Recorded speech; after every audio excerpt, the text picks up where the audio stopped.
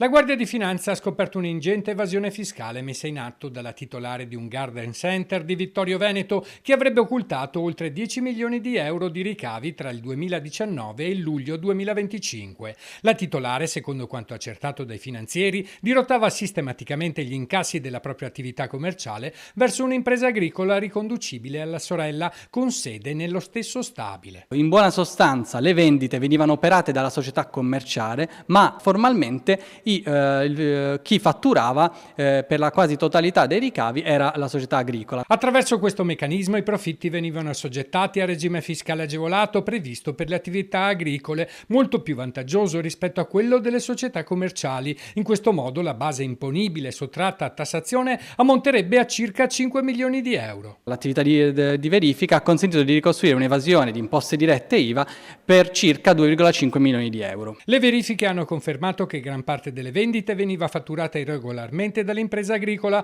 pur essendo riconducibile all'attività commerciale della titolare. La donna è stata denunciata alla Procura di Treviso per evasione fiscale e infedele dichiarazione. Parallelamente, i finanzieri hanno individuato delle violazioni alle norme antiriciclaggio, documentando numerosi trasferimenti di denaro contante tra le due sorelle per importi superiori ai limiti consentiti. Quindi sono state elevate oltre 876 sanzioni per un importo delle sanzioni che può arrivare anche nel massimo a 43 milioni di euro.